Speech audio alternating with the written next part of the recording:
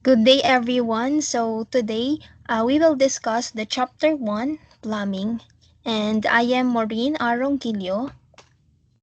I'm Ana Marie B. Jimenez. So we will be the reporters for today's video. So for the introduction, plumbing is defined as the art and science of installing pipes, fixtures, and other apparatus to convey and supply water in buildings, and to dispose and discharge water waste or wastewater and other liquids, gases, and other substances out of buildings in a safe, orderly, healthy, and sanitary way to ensure the health and sanitation of life and property. So, in prehistoric times of 1,000 years ago, man left traces of plumbing works. This primitive water supply and waste disposal methods offered offered proof early man realizes the importance of plumbing. These crude devices were considered as the forerunners of modern day plumbing. So, uh, dito sabi, plumbing is a practice of installing pipes and fixtures to supply water and remove waste from the buildings. So, ano po ba yung pipes? Pipes are tubes used to transport water, liquid, gases, or other substances from the buildings. And what are fixtures? So, ano nga ba yung fixtures? Those are devices such as sinks, toilet, and faucets that are connected to plumbing system for water usage and disposal. So, in prehistoric times, dito naman po, the Greco-Roman civilization, the period of ancient Greek and Roman history when significant advancements were made in various fields including yung plumbing. So, the plumbing design and estimate. So, dito naman is yung plumbarius. So, ano ba yung plumbarius? Ito yung tumutukoy sa tao ng sinaunang or ancient Rome na nagtatrabaho po siya sa larangan ng kalinisan or yung plumbing. And yung plumb bomb naman po ay nangangahulugan na isang metal na ginagamit ng mga Roman sa kanilang plumbing dahil ito po ay madaling hubugin or hulmahin at hindi tinatablan po ng asido. So, meron dito yung nung bumagsak yung Roman Empire dahil sa pagsalakay ng mga Goth, natigil yung pag-unlad ng plumbing and sanitation sa Europe. So, nung mga panahon pong yon, yung Renaissance, nung panahon ng Renaissance, muling nabuhay ang interest sa sanitation. And particular dito yung plumbing. So, noong ikas-18 siglo naman, nagsimula silang magtayo ng mga facilities para sa plumbing. And also, yung United States is kabilang sa nakaisip ng idea ng plumbing. So, next naman is yung plumbing in the Philippines. So, these elements collectively shape the plumbing landscape in the Philippines. So, influencing both residential and commercial construction and maintenance. So, ito yung mga susunod na papakita ko yung mga aspect na nakakaapekto sa sistema ng plumbing sa Philippines. So, first is the material use. Ano nga ba po ito? So, ito yung mga karaniwang materials para sa plumbing. So, included po dito yung PVC o yung polyvinyl chloride. Ito po yung para sa distribution ng tubig and sa drainage system. Galvanized iron pipes and PPR. Polypropylene random copolymer. Those pipes po are para sa mainit and malamig na tubig. So next is standard and codes. So, yung National Plumbing Code ng Philippines na binago noong 1999 po, nagtakda ng mga pamantayan or yung mga standards para sa plumbing. And ito po yung nagre-regulate sa pag-install, sa maintenance, sa repair ng plumbing system. So next is yung water supply. Supply ng tubig. So sa mga urban areas or sa mga lungsod po, yung supply ng tubig na pinapamahalaan ng local na water district or mga private na companies tulad po ng Maynilad or Manila Water. So sa mga province po is dito po sila nagre-rely ng local water system or even yung mga individual na wells o yung mga balon. So next is the drainage and sewerage. So dito naman po is sa mga cities or sa mga syudad, meron silang mga centralized na sewage system na minamanage po ng local government. And also sa common plumbing issues naman po, dito naman is yung mga pangkaraniwang problema ng plumbing sa Philippines. Most of the time, mababang water pressure, baradong drainage, at yung mga tumutulong tubo na kadalasang pinapalala ng mga kapag luma na, hindi na ayos yung mga infrastructure o mga tubo, and yung mga natural calamities tulad po ng baha. So next is plumber. So plumber sa Tagalog ay tubero. Ito po yung mga license na tubero sa Philippines, and kinakailangan po nilang sumailalim sa mga training and para makapasa po sa certification exam. So dito naman, marami din mga tubero ang nakakuha ng karanasan sa trabaho or sa on-the-job training, apprenticeship. So next naman is yung challenges, yung mga hamon. So plumbing system in the Philippines face challenges such as the vulnerability to flooding, especially during typhoon season. So dito naman is madalas na kinakaharap po na challenges is yung pagbaha, lalo na tuwing sa panahon po ng bagyo. Dito nagkakaproblema. And also technological advance. So dito naman is unti-unti namang tinatanggap yung mga modern technology tulad ng water saving fixtures, smart plumbing system, and mga solusyon para po sa environmental friendly na pag-manage ng waste management. So next is regulation and permits. So sa plumbing naman po, dito naman is yung paggawa ng plumbing lalo na sa mga bagong constructions is nire-require ng permit yung from local government para makasigurado na yung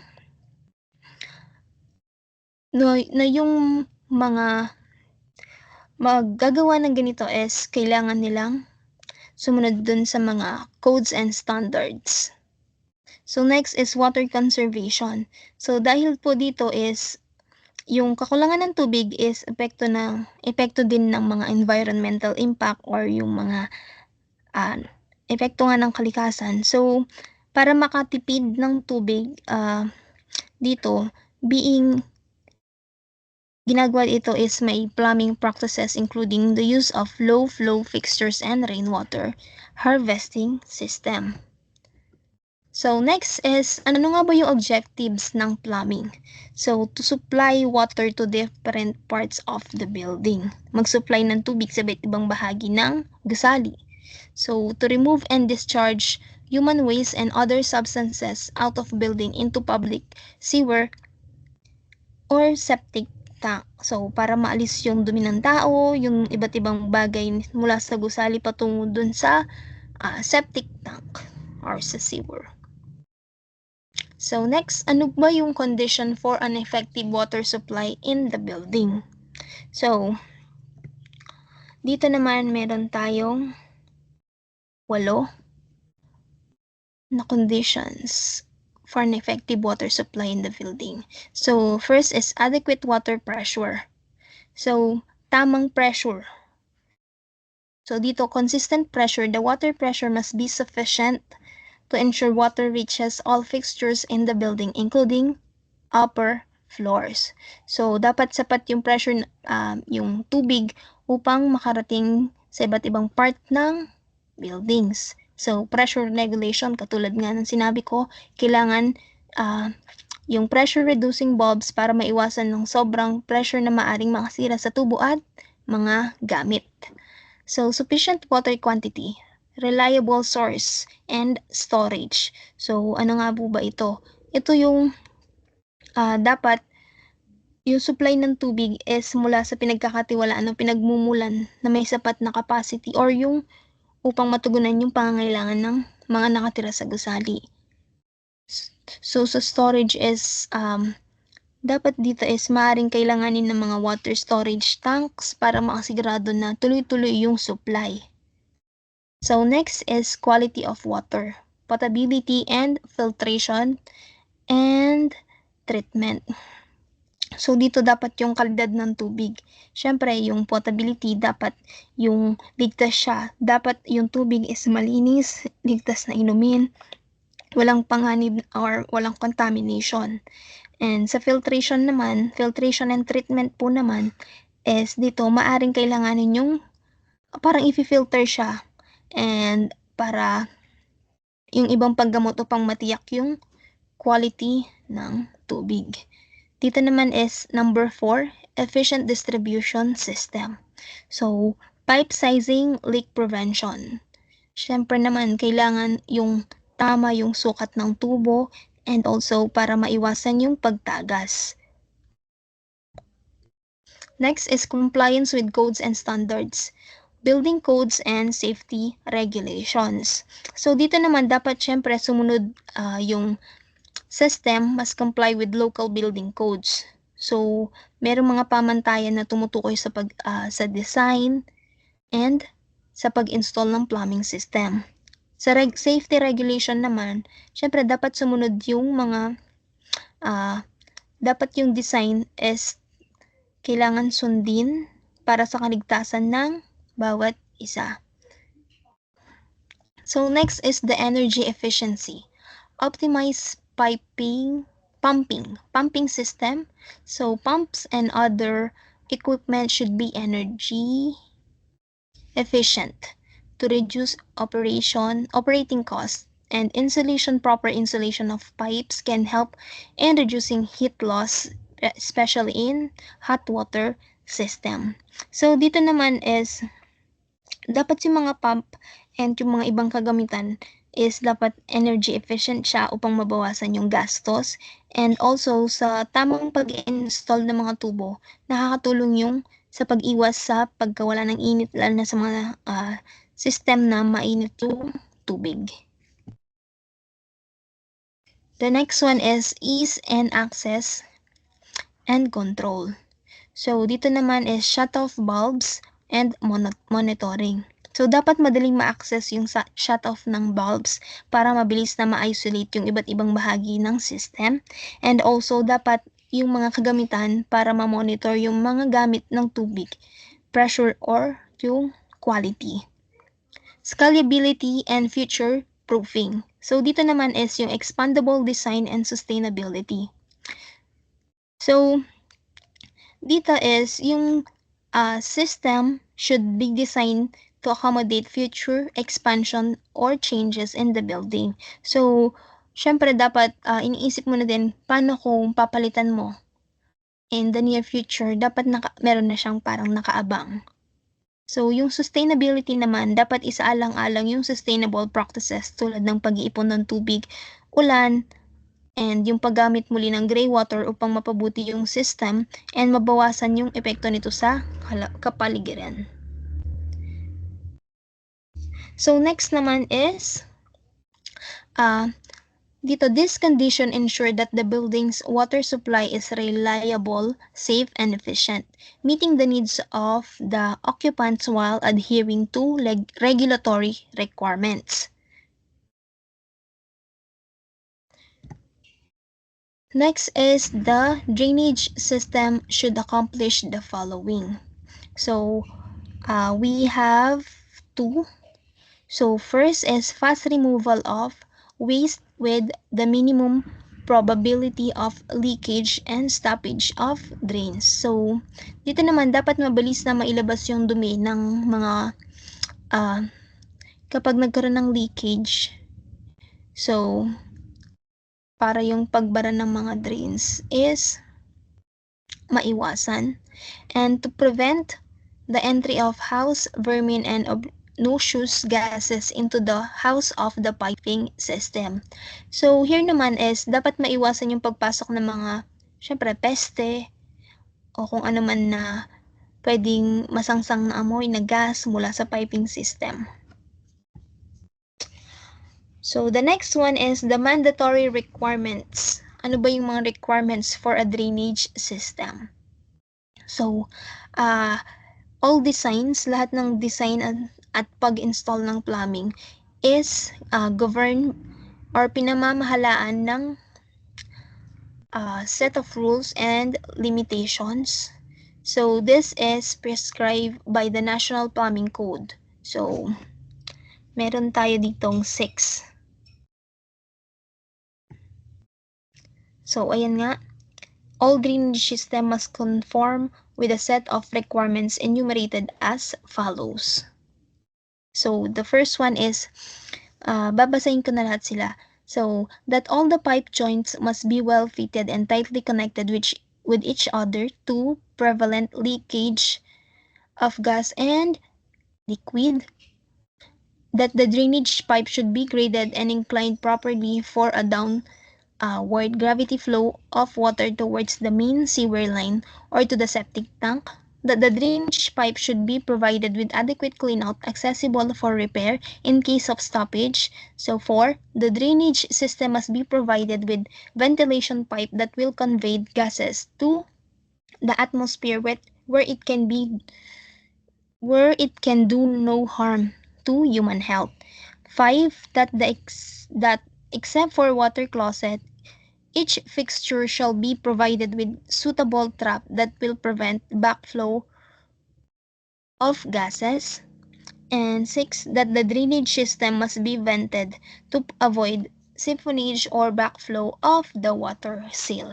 So, dito, sabi sa 1 is dapat lahat ng mga joint ng tubo ay dapat maayos silang nakalagay.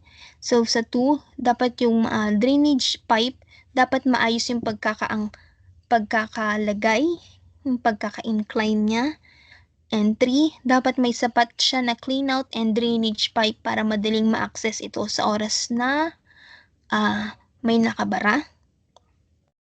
And then 4, dapat may ventilation yung drainage system na magdadala ng gas sa labas ng bahay upang hindi makasama sa kalusugan ng mga tao. And 5, maliban sa water closet, dapat bawat fixture ay dapat may angkop na trap na pumipigil sa pagbalik ng gas.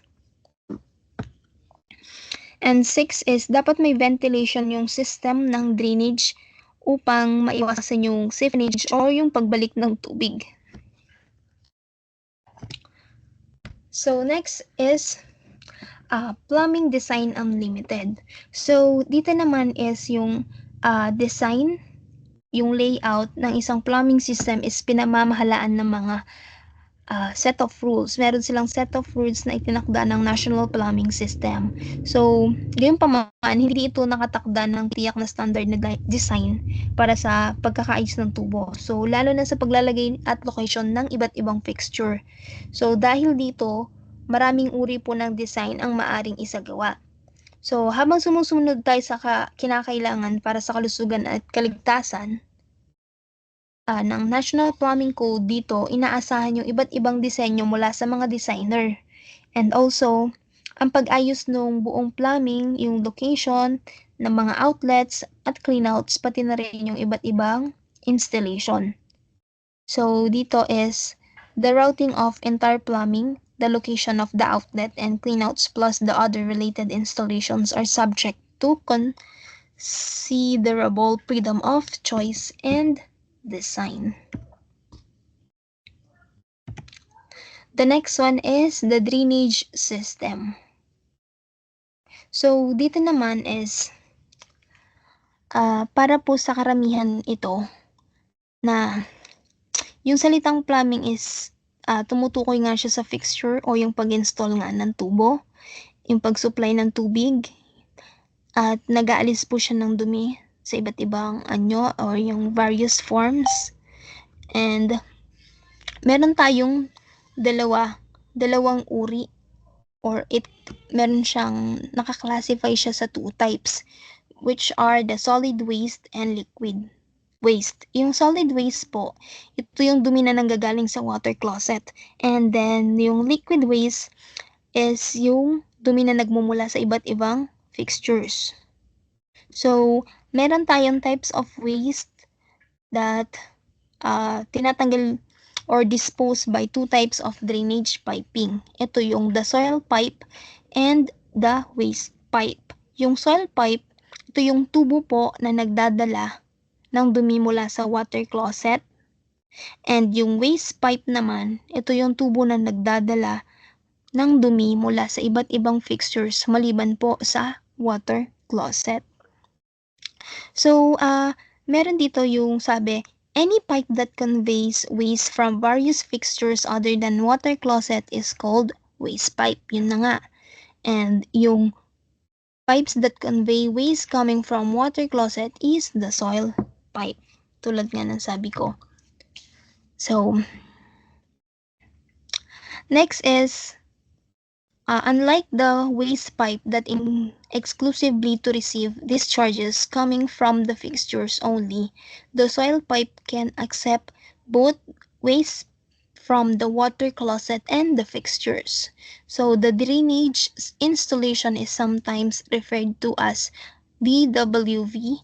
So D for drainage of solid waste, W for waste coming from various fixtures other than water closet. V refers to the ventilation of piping system. So bago tayo bago explain ng kasama ko yung definition of terms. So yung pag-aaral ng drainage system is binubuo po ito ng binubuo ng iba't ibang uri ng dumi and ventilation yung sa drainage system. So, talagang mahirap intindihin yung mga terminologies sa plumbing kahit ito ay in-explain na, pero maliban na lang kung na-visualize siya sa actual. And upang meron kasi ipapakita na iba't ibang bahagi yung plumbing unit system.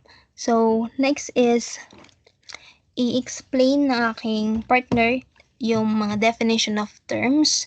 So, Miss Ana Marie Jimenez. Okay, dito naman po tayo sa definition of terms in plumbing. Next.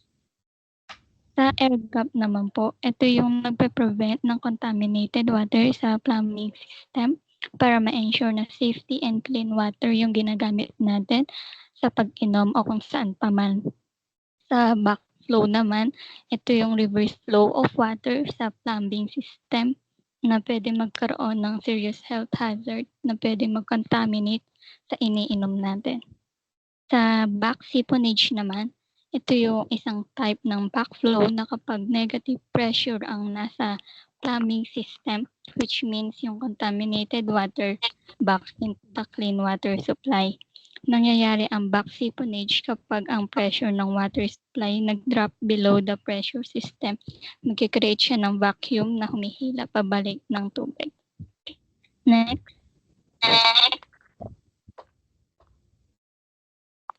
Sa battery of fixture naman, ang mga wastewater mula sa lahat ng fixtures ng battery ay nag-flow sa isang pipe bago mag-connect sa main drain line.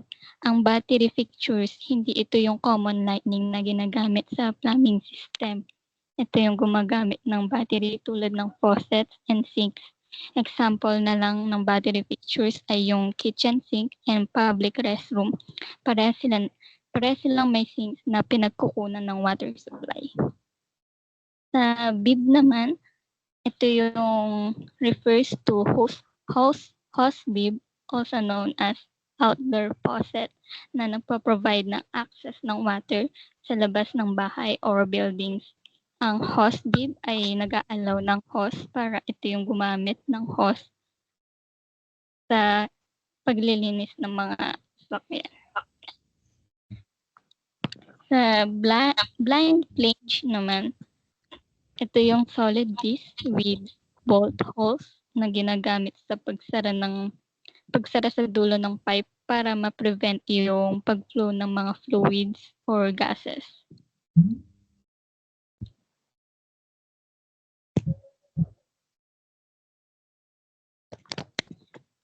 Sa blow-off naman, ito yung valve or device. Ang purpose ng blow-off ay ginagamit para mawala ang mga water or air sa pipe or other plumbing system. Ang branch naman, ito yung isang maliit na pipe na nagko-connect sa mga malalaking pipe para mag-distribute ng water or to carry wastewater away from multiple fixtures like sinks, toilet, and dishwasher. Next.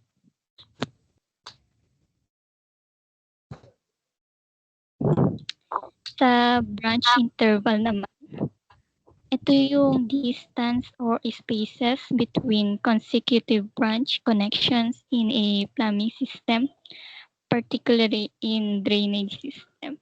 Ang mga spaces ay nakakatulong para ma-ensure na mag-flow smoothly ang mga wastewater sa mga individual fixtures sa main drain or stock without causing backflow.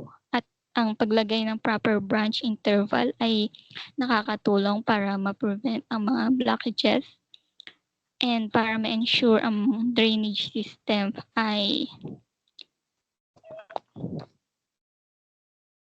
sa branch vent naman ay ito yung nagko-connect sa mga individual vents to a vent stock or stock vent. Ang branch vent ay nagsisilbing tulay para malayang mag-flow ang air sa individual fixtures to the main vent system. At ine-ensure din ang mga individual branches sa drainage system ay properly ventilated. Next.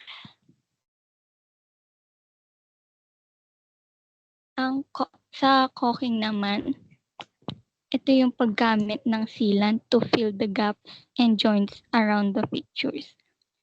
Mahalaga ang caulking para ma-ensure na yung plumbing system ay securely sealed and ma-prevent ang mga pag-leak ng tubig sa mga areas nito. Sa circuit vent naman, isa siyang specialized type of venting system is used to ventilate multiple fixtures sa mga single branch drain line. Ang circuit vent ay ina-allow na mag-enter yung drainage system from the branch line na nakakatulong sa na ma-maintain yung equal pressure. Next.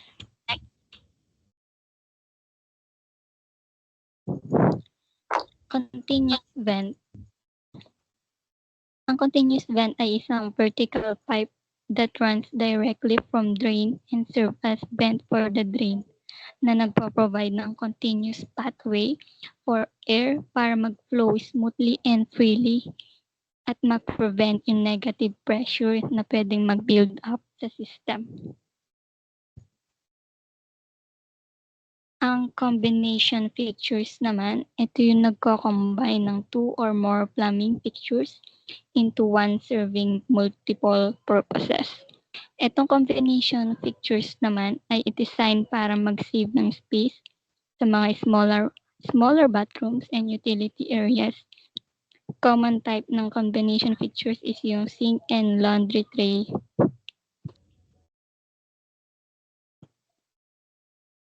Combination waste and vent system. dito sa combination waste,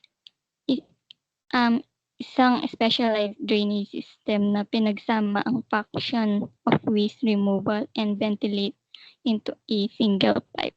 Ang advantage ng may combination waste and vent ay nagsisave ng space sa mga smaller bathrooms, unlike sa traditional plumbing system. Separate ang waste and vent pipes yung ginagamit. Pero sa combination waste, nagre-reduce ng needs for piping arrangement and nagsisave ng space sa mga buildings. Sa common vent naman ay ginagamit sa plumbing system ay hindi na kailangan ng additional vent pipe dahil ang common vent is ang single vent pipe that serves as the vent of 2 or more plumbing fixtures. Next.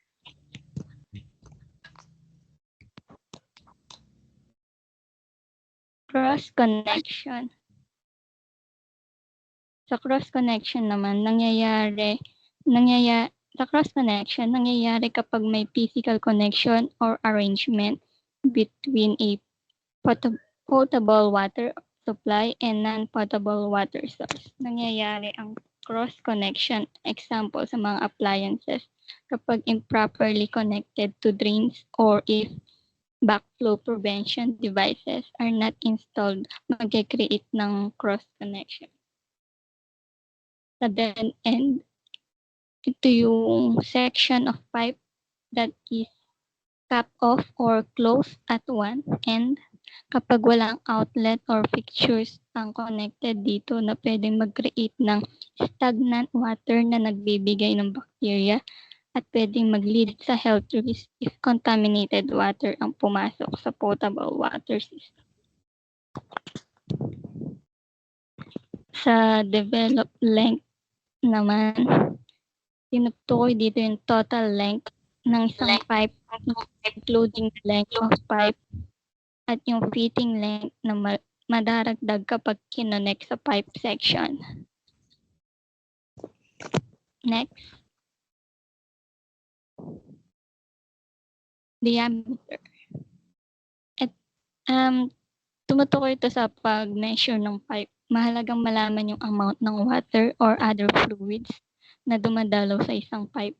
Dahil kung mas malaki ang diameter, mas malaki ang dami ng fluids na pwedeng mag-carry sa isang pipe. Ang drainage system naman ay designed to collect and remove wastewater from buildings and other structures. Mahalagang ma-maintain ang drainage system for a safe and hygienic living environment. Dry vent. Ang dry vent ay nagkikarry lamang ng air na nagsisilbing relieve negative pressure sa drainage system.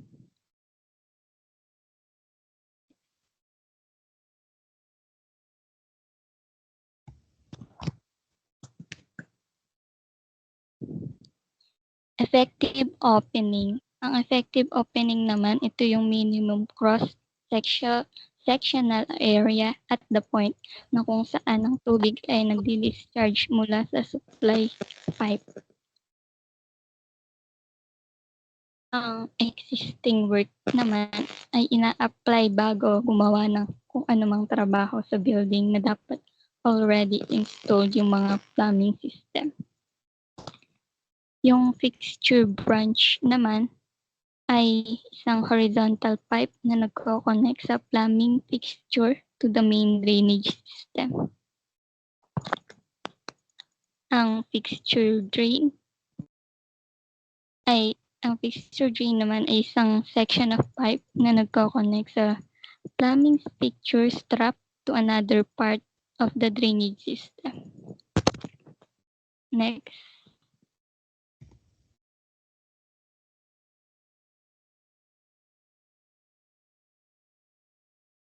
Fixture supply. Ang fixture supply naman ay isang water supply pipe na nagko-connect sa plumbing fixture to the main water supply system. Ang pipe ay nagbibigay ng tubig sa mga sinks and shower or any fixture in your home. fixture unit. Ang fixture unit ay isang standardized measurement na ginagamit para mabilang ang mga load sa mga plumbing fixtures sa drainage system.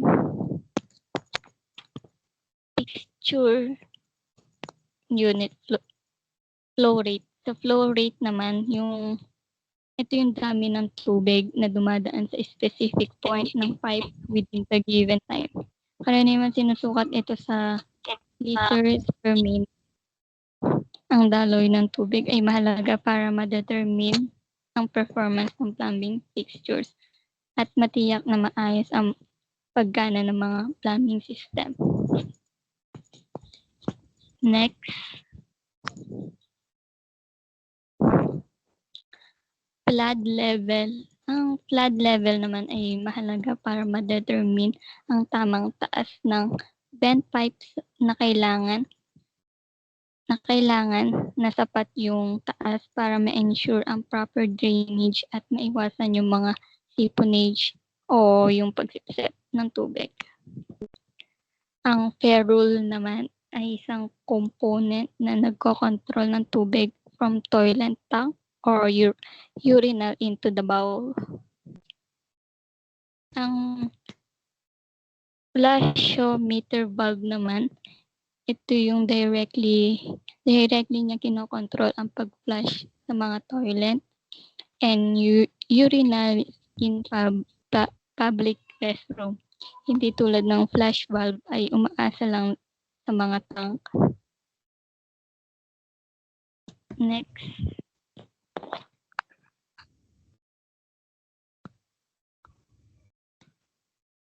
Ang grade naman, ito yung refers to the slope of a pipe, typically a drain pipe, to ensure the proper drainage by gravity. Mahalagang ma-prevent ang mga clogs or cock-up.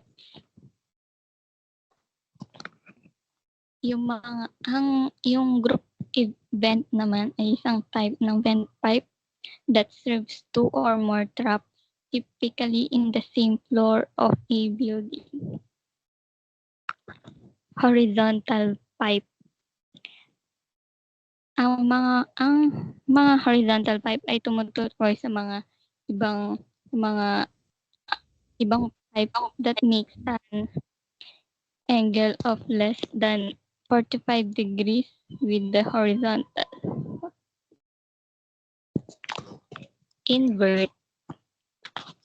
Ang invert naman, ito yung lowest point on the inside of horizontal pipe. Ito yung floor ng pipe kung saan dumadaloy ang tubig. Liquid waste. Ang liquid waste naman, ito yung sources sa plumbing system ay ang liquid waste, ang mga sources sa liquid waste sa plumbing system ay yung mga appliances like water coolers or ice maker na nagge-generate ng liquid waste. Next.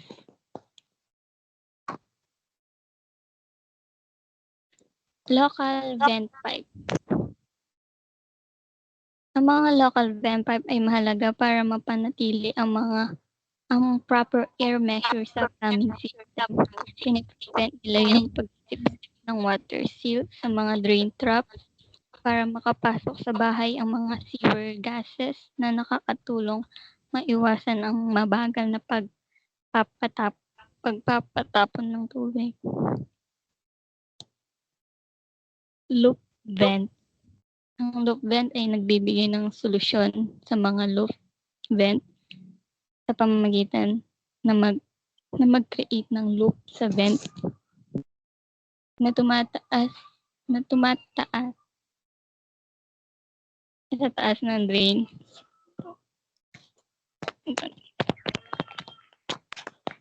Lateral. Ang role ng lateral sa plumbing system ay mag-function ng maayos para ma-ensure na ang waste water ay effective na dinadala palayo sa bahay papunta sa mga public sewer system at maiwasan yung potential health hazard. Ang main naman, ito yung primary pipe na nagdadala ng water system ay ng water or wastewater sa isang building or property. Ito yung central component ng plumbing system na nagko-connect sa iba't ibang mga fixture and appliances to the water supply or sewer system. Main sewer. Main sewer or main sewer line is primary pipe that carries wastewater from your home to the public sewer system or your septic tank. Ang role ng main sewer ay mag-maintain ng clean and sanitary environment within your home. Next.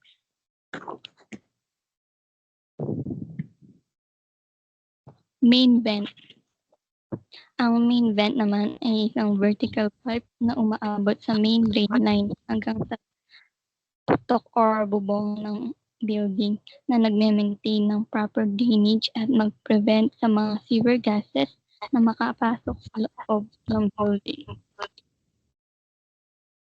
Ang plumbing fixtures naman o mga kagamitan sa pagtutubero ay mahalagang bahagi na nagko-connect ng water system sa ating mga bahay sa pang-araw-araw tulad na lang ng sink, toilets, and showers. Ang mga plumbing fixtures ay nagpo-provide ng essential functionality and contribution to your comfort and hygiene. Plumbing system. Ang plumbing system ay nag-include ng pipe, fitting, traps, and fixtures na naghatid ng malinis na tubig sa mga bahay at ligtas na nag-aalis ng wastewater.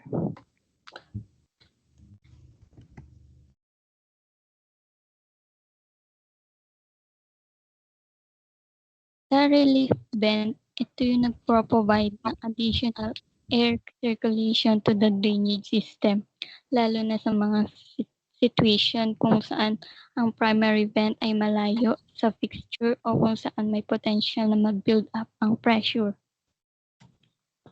Ang vent pipe naman, ito yung isang malaking bahagi sa plumbing system na nagko-connect sa mga individual drain lines to the main vent stack. Ito yung nagsisilbing individual vent na tinitiyak na maayos yung circulation ng air at pinipigilan ang pagsipsip ng tubig mula sa mga traps.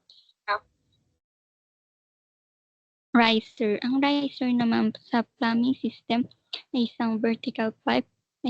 Ang primary functions naman ito na mag-supply ng tubig sa main supply line. Makikita mga riser pipe sa mga basement. Mahalaga ang mga riser pipe para sa maraming floor ng mga buildings.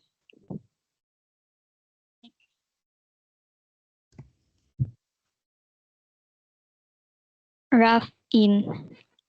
Ang rough-in naman sa plumbing, sila yung nag-i-install ng mga hidden plumbing sa infrastructures building tulad na lang ng mga water supply lines, drain lines, and vent stack. Yung return bend naman, ito yung isang pipe fitting na nag-aalaw sa pipe na maging 180 degrees yung pagbabago ng direction. Ito ay U-shape fitting considered two bend joined together. Itong type ng fitting can be mold or cast. Public sewer. Public sewer naman ay isang network underground pipe na nagko-collect at nagdadala ng wastewater sa mga bahay papunta sa mga central treatment facility. Itong system na to karaniwang pagmamay-ari at pinapatakbo ng isang municipality or public utility company. Next.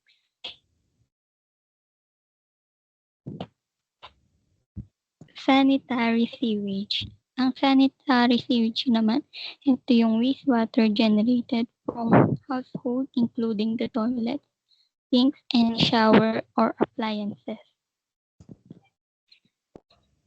Sanitary sewer. Yung sanitary sewer ay isang underground pipe system na nagdadala ng wastewater sa mga bahay at mga building system. Ito, ang design nito para magdala ng wastewater na kinakailangan ng tubig tulad ng mga sinks and toilet.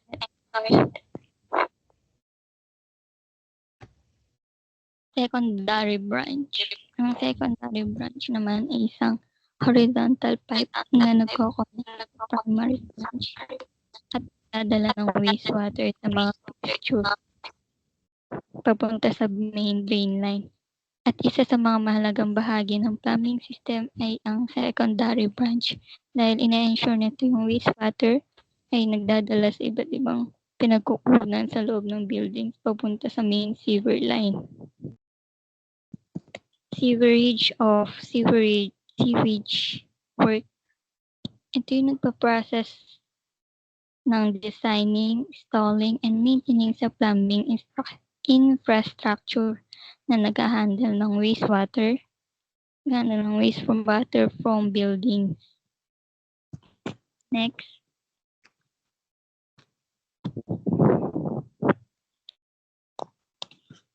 CMS connection. CMS connection naman ay isang Y-shaped design na ginagamit for fire protection system.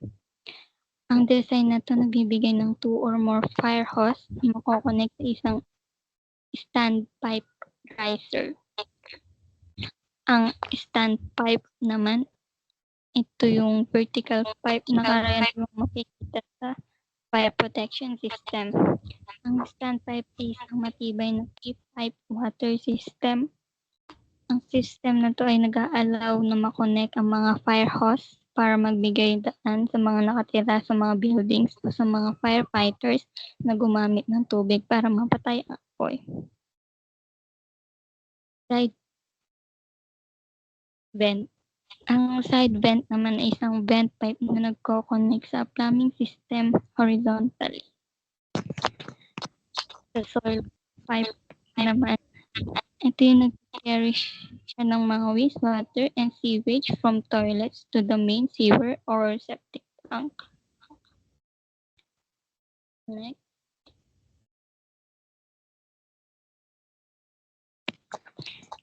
Stock. Ang stock naman isang vertical pipe na nagko-collect at nagdadala ng mga wastewater o dumi sa mga banyo, kusina, papunta sa sewer o imbornal. Stock group. Ito yung mga cluster or fixture located to sa malapit sa main stock na nagbibigay ng maayos na pag-ventilate at minimize na bilang sa mga kailangan ng vent pipe. Ang stock vent naman, isa din siyang vertical pipe na nagko-connect sa horizontal drain pipe at na nagpro-provide ng ventilation at nagpe-prevent ng negative pressure within the drainage system. Tinatawag din ang stock vent, waste vent, or soil vent. Yung stock venting naman ay involved dito yung paggamit ng vertical pipes to connect to horizontal drain. Next.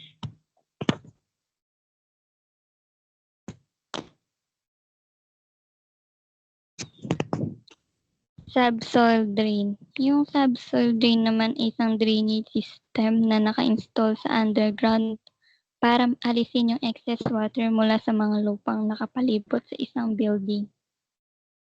Sump naman, isang pit or container design na nagko-collect ng excess water, karaniwang makikita ito sa mga basement. Mahalagang bahagi ito sa mga sump pump system para alisin yung mga tubig na naipon dahil sa pagbaha o sa iba pang pinagmumulan ng pagpasok ng tubig.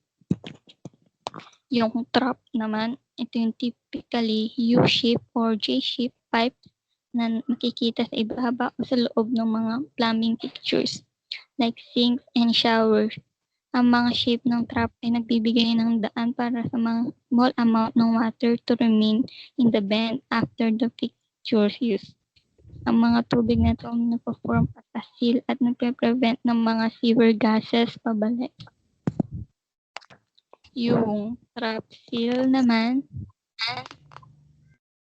ay yung mga tubig na naipon sa trap na nagke-create ng physical barrier at pumipigil sa mga sewer gases na pumasok sa mga bahay.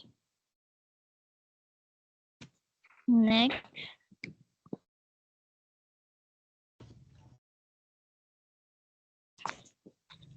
Vent stock. Ang vent stock, ito yung nagme-maintain ng proper air pressure and ventilation sa loob ng drainage system ng mga bahay. Yung vent system naman, ito yung ang purpose ng vent system sa plumbing ay ito yung to regulate the air pressure and to release the sewer gases and to protect the trap seals. Ang mga vertical pipe o any pipe na may angle na 45 degrees or more with the horizontal. Ang mga pipe na to ginagamit para ma-connect ang mga plumbing fixture to the main drain line or sewer system na nagbibigay daan para dumalo yung mga wastewater. Waste pipe. Yung waste pipe ay designed para mag-carry ng mga liquid waste from various plumbing system tulad na lang ng sink and showers. Napakahalaga pag iba-ibayin yung mga waste pipe mula sa mga soil pipe na nag-handle ng wastewater mula sa toilets na kadalasang tinatawag na black water due to potential contamination. Next.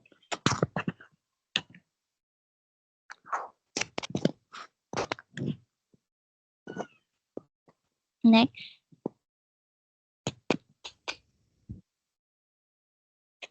Water distributing pipe.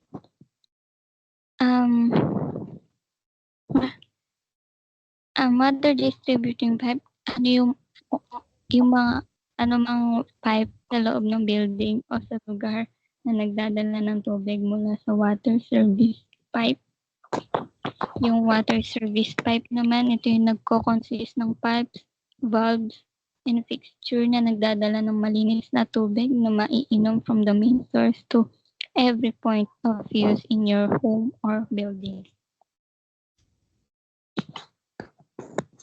Ang water supply system naman,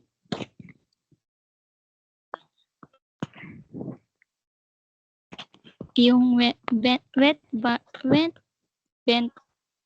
naman, isa siyang type ng plumbing ventilation system na pinagsasama ang function ng drain pipe at vent pipe na nag-offer ng space-saving at cost-effective solution para sa venting multiple fixtures in a bathroom or other areas.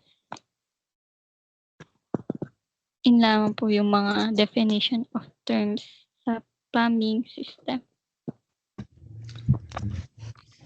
Okay, so thank you so much, Ms. Jimenez. So next po is, ito yung example po ng plumbing design and estimate, yung dito sa left, and then sa right is yung example ng plumbing. Ito yung DWV connected to the main sewer line. So yun lamang po, and thank you so much sa pakikinig. Good day!